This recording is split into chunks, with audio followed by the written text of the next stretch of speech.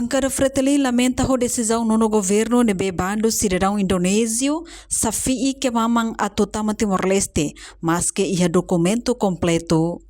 Deputado Bancada Fretilin Joaquim dos Santos levanta assunto na plenária Parlamento Nacional. Quarta-feira, também ia sexta-feira, semana Kotokliba, Autoridade de Segurança e a Fronteira la autoriza cidadão indonésia na etapa mais Timor-Leste, enquanto não cabem o Timor-Wang o município Lauteng. Cidadão ida é mais Indonésia, mas manifom los palos tutuala.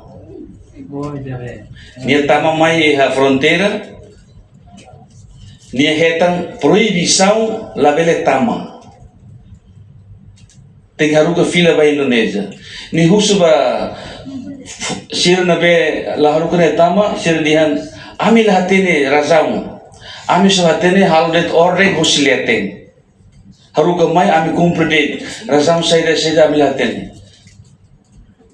Senhores ministros Sira, e ministro interior, senhores deputados, cidadão nacional, cidadão estrangeiro e direito a nessa lei nocos.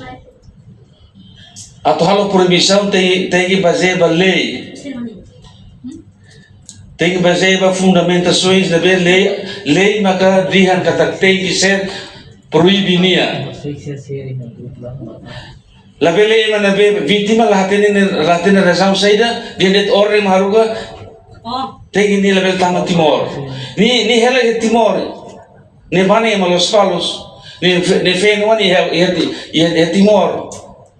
Ni va visita Indonesia ni filame level tama ona. Estado de direito democrático.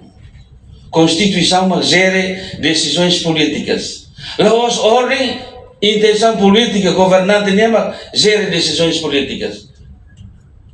Nem te viola, em termos de direitos humanos, te viola cidadão estrangeiro sem direito. Ele conclui, senhor deputado. Hatamba preocupação ne vice-ministro assunto parlamentar. Adere Tugu da Costa Hateteng, nia parte cidadão queta informação detalhe. O cidadão ne berreta impedimento e a mota aing ne. Mas bem ne promete nia se envia assunto ne Ministério Interior, onde halo justificação. Reportagem Melda Fátima, Televisão Timor Post.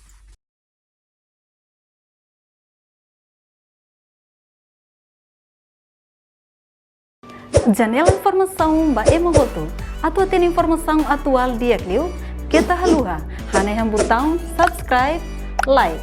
Halo comentário no fahe tutang ba media sosial hoto.